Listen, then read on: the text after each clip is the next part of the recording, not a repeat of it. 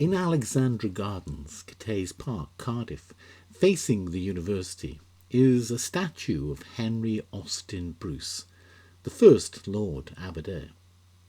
In his thesis for a degree of Master of Philosophy in 2016, Jeremy James Morgan writes,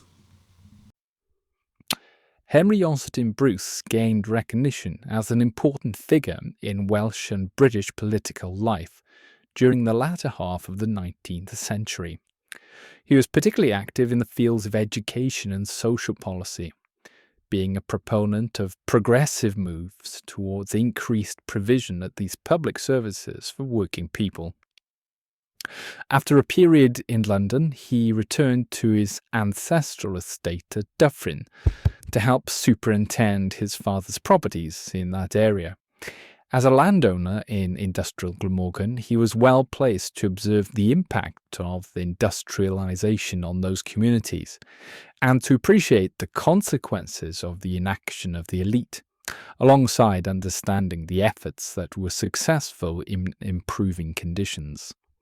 His actions at Maltinash were those from which he gained the experience he applied elsewhere. Henceforth, his career saw him undertake efforts to improve the condition of the people in ever-widening spheres. Nevertheless, he did not have total freedom of action even at his home. Dyffryn was the place with experience of socio-economic change, and much of that was outside his influence. At Maltinash, he was able to influence practical change in the evolution of the shape of development and the evolution of public services for this nascent community. It was in the questions where he had most personal interest, as shown in numerous public addresses he gave, that he sought to exert the greatest influence. These were in the facilitation of the provision of religion, education, and well-ordered amusement.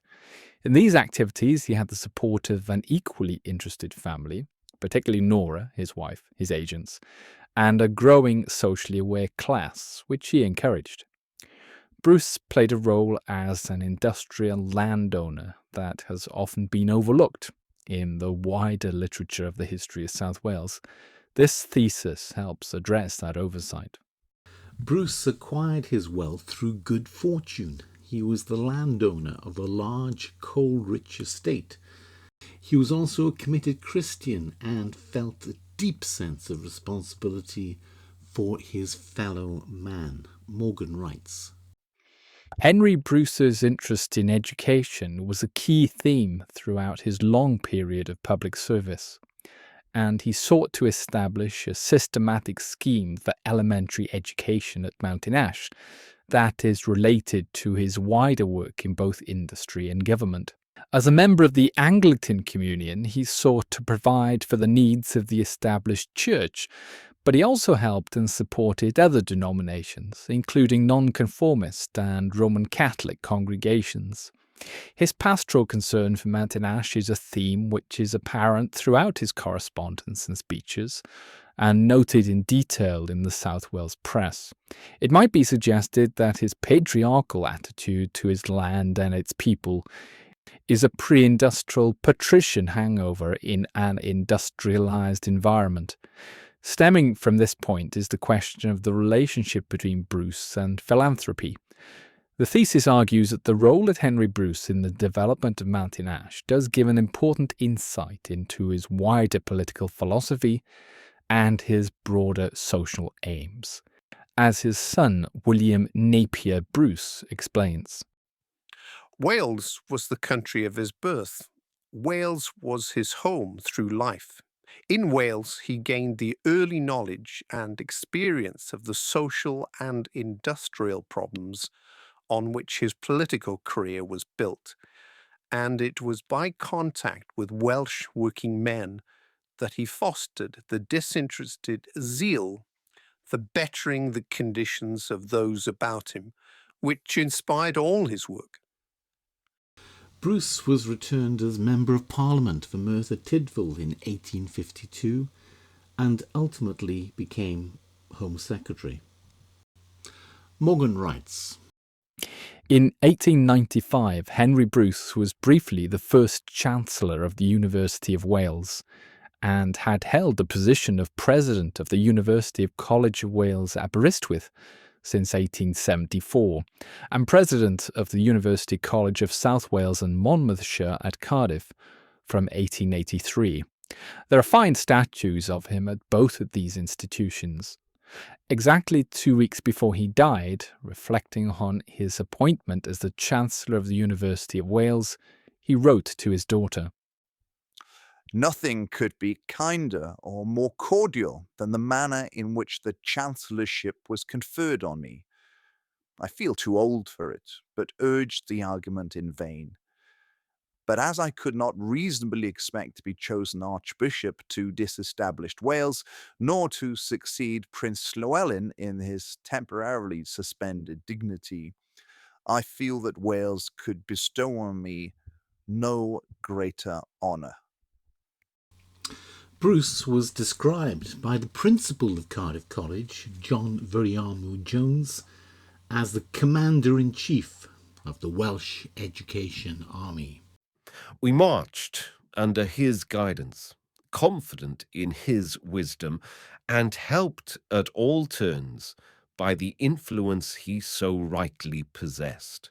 His role as the head of these committees has sometimes been viewed as a titular position, but beyond his suitability as a peer and a former cabinet minister, as well as being approachable and conciliatory, it was his friendships and access to the highest level of government and society that allowed him and the organisations he represented to succeed.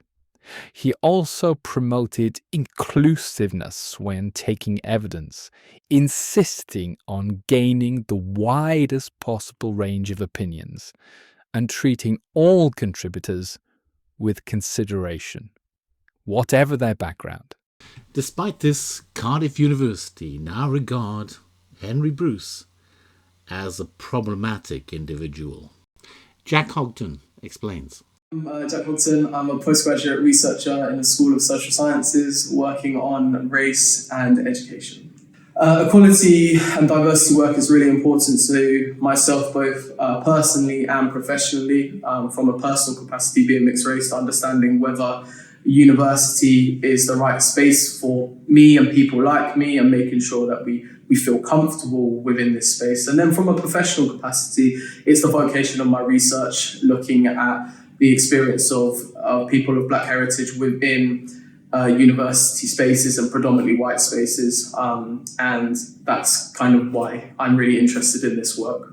So recently, as I previously mentioned, my most recent research is looking at the experience of Black heritage academics and staff within predominantly white spaces, but educational spaces, particularly looking at Russell Group universities or the Red Brick University that you call it in the United States, and looking at the environment and potential colonial legacies and colonial architecture that may impact someone's experience when they navigate that space, but most importantly, looking at how architecture has context and is linked to ideological backgrounds. So considering how historical uses of a space and how it's been changed to navigate educational spaces, now turned into an educational space, can impact the power dynamics that are felt by people who may come from marginalised groups or racially minoritized groups when they are navigating that space. Enacting change in the EDI obviously is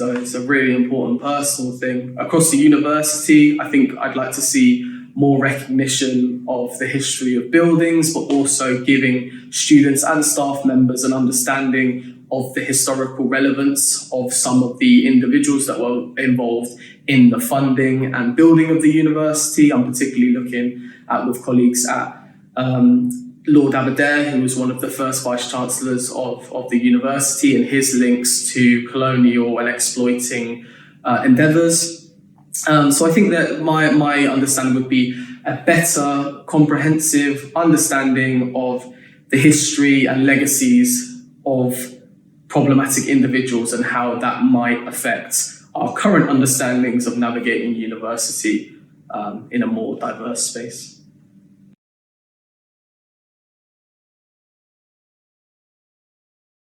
In November 2020, Mark Drakeford published a written statement on behalf of the Welsh Government. In July, following the killing of George Floyd in the United States and increased awareness of racial inequalities, I asked Gaynor Legall to lead an independent task and finish group to carry out an audit of Wales's historic monuments, buildings and street names, which have associations with the slave trade and the British Empire. It was supported by a small expert team in Cadw. Under the Wellbeing of Future Generations Act, we have a duty to work towards a Wales which is more equal. To help us to do this, we need a clear-eyed understanding of the legacies of the slave trade and the British Empire. This audit provides an important evidence base which will help us to establish an honest and more informed relationship with our history. The audit is published today and for the first time brings together a comprehensive list of the people who have been commemorated with statues, monuments, buildings and street names in Wales who have been associated with the slave trade or with other crimes against black people. This is not an exercise in rewriting our past, but reflecting on it to understand what these commemorations mean for people today. It is an opportunity for us to arrive at a mature relationship with our history, to consider the way we remember our history and find a heritage which can be shared by us all. Christianity was forged from a desire to overcome tribalism, but Mark Drakeford evidently thinks that there is something better that is even more inclusive. The chair of the task and finish group was Gaynor Legall. Legall stated, "The significance of the audit is that it looks at who we commemorate, who we remember. And when the statues or the memorials were built, it was a long time ago.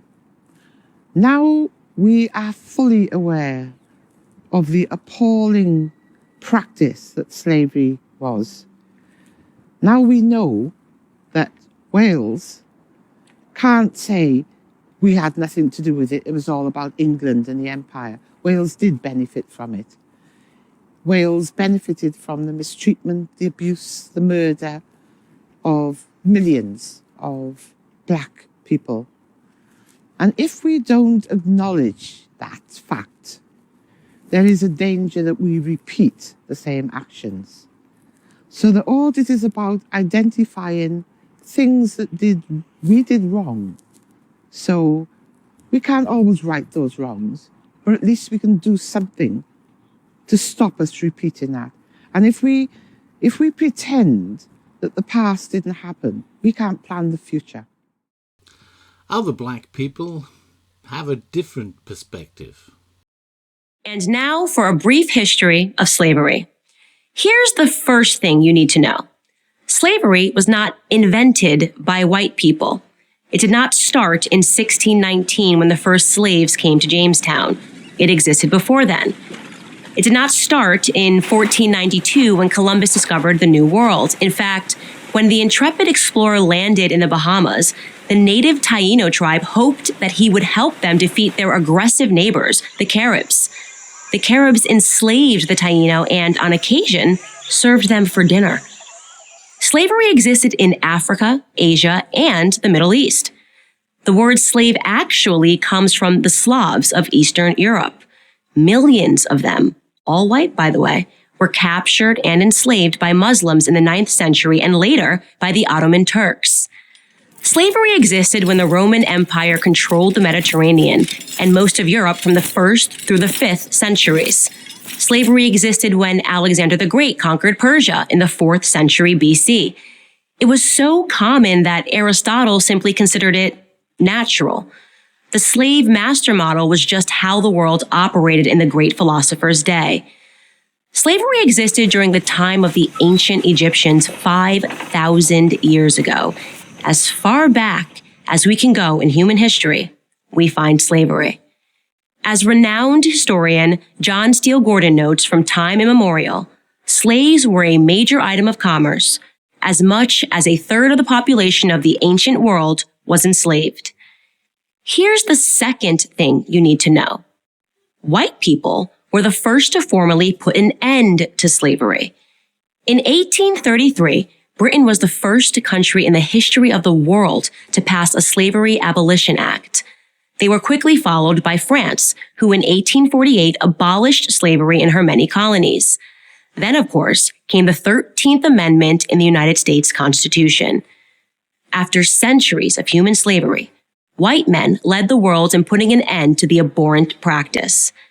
My purpose here is to simply tell the truth, and the truth is that human history is complicated. No one, regardless of skin color, stands guiltless. Yet today we are never told to consider the murderous Persian Empire or the cannibalism of indigenous tribes of North and South America or the heinous actions under the imperialistic Muslim, Chinese, Mongol, or Japanese empires, to name just a few. Instead, we're told that slavery is a white phenomenon. And like all persistent lies, this lie spawns a bunch of other lies. On social media, I come across extraordinary depictions about how Africans lived like pharaohs before Europeans came and laid waste to their paradise. I wish any of this were true, but it's not. It's a fantasy. The truth is that Africans were sold into slavery by other Black Africans, and in many cases, sold for items as trivial as gin and mirrors. Whites didn't go into the interior and round up the natives. They waited on the coast for their Black partners to bring them Black bodies. The stark reality is that our lives had very little value to our ancestors. Here's the third thing you need to know. If you think slavery is a relic of the past, you're wrong. There are some 700,000 slaves in Africa today, right now. That's the lowest estimate that I could find. Other sources say there are many more. For context, that's almost twice as many slaves as were ever brought to the United States. Child soldiers, human trafficking, forced labor, these are the conditions that currently exist within the same sub-Saharan region where the transatlantic slave trade originated. African bodies are being sold today like they were sold then, and no, they are not being purchased by any country of white men. In fact, slavery, by any traditional definition, is exclusively practiced today within non-white countries. But we hear almost nothing about that. Just like we hear nothing about how slavery was universal until good people in Europe and America ended it 2 centuries ago. Why? Because our so-called leaders, Black and white, wouldn't profit from it. Black victimhood is nothing if not profitable. It elects politicians and funds racial grievance groups. And if Black Americans began to view themselves as partners in the American dream, if we embraced the patriotic spirit that holds all men are created equal, the patriotic spirit that is our real heritage, then the race hustlers would soon be out of business. And who wants that? One member of the Task and Finish group was Dr. Roiyah Saltus from the University of South Wales. I am a sociologist, and my research incorporates critical race theory, feminism, community development theory, and critical perspectives in health, social policy, and practice. My abiding research interest is rooted in intersectionality, in particular, the interplay and impact of gender, age, and social class as experienced by racialized and minority ethnic population groups. The Audit has an entry for Henry Bruce. It states, Henry Bruce, lawyer, industrialist, Liberal MP for Merthyr Tydfil, Home Secretary and promoter of education in Wales. From 1882, he chaired the National African Company, later the Royal Niger Company, a mercantile body that led Britain's colonial expansion in Nigeria. He lobbied for Nigeria to be recognized as British territory at the Berlin Conference in 1885. Following the conference, the National African Company became the Royal Niger Company, with Lord Aberdare as governor. Its private security force violently enforced the company's trade monopolies, and following conflicts with the Nembe Kingdom in 1893 and 1895, company staff were accused of sexual assaults. Though reports did not reach the UK until after Lord Aberdare's death, no specific accusations are known to implicate him in criminal acts or atrocities. His grave is at Mountain Ash. The Task and Finish group evidently tried to find dirt on Henry Bruce, Lord Aberdare, but failed. Lord Aberdare and the Royal Niger Company were described in much more complimentary terms in a speech made by then Chancellor of the Exchequer, Michael Hicks Beach, in 1899, where he announced the government's intention to bring the Royal Niger Company under government control. The Royal Niger Company devoted itself to administration and trade and to the development of the great territories entrusted to its care. But my work tonight is to deal with the administrative rather than the trading side of the company. In the work of the administration of the company, two men, I think, stand out preeminent, the late Lord Aberdare and Sir George Goldie. Two Secretaries of State, Lord Salisbury and Lord Kimberley, have borne testimony in the highest terms to the energy, the ability, and the resource displayed by the directors of the company, and especially by those I have named, in the work of the administration of these vast territories. Under their guidance, the company extended its protectorate over an area of something like 500,000 square miles, with an estimated population of 30 million. It put down slave raiding and massacres over a great area. Some 2 or 3 years ago, it abolished the legal status of slavery within its own jurisdiction. And it also did what I think is greatly to its honour. It checked materially that terrible curse of Africa, the trade in spirits with the natives. It seems that far from supporting slavery, Lord Aberdare worked to abolish it in the territory of what is now northern Nigeria. It is not difficult to find this information, and yet it is not included in the entry on Lord Aberdare in the Audit of Wales Historic Monuments. This is because postmodern academics are not interested in truth. They are solely interested in power relations. They are interested in pushing a particular narrative, as it states in the Anti-Racist Action Plan. The historical narrative. Goal: to work with public bodies to fully recognise their responsibility, individually and collectively, for setting the right historic narrative. Lord Aberdare left an impressive legacy, but he had the misfortune of being a white, wealthy, Christian, heterosexual male, and therefore he sits on top of the privilege hierarchy. Cardiff University now regard him as toxic, the man who should not be named. Is Aberdare Hall, the first residential hall for women in Wales, established in 1883.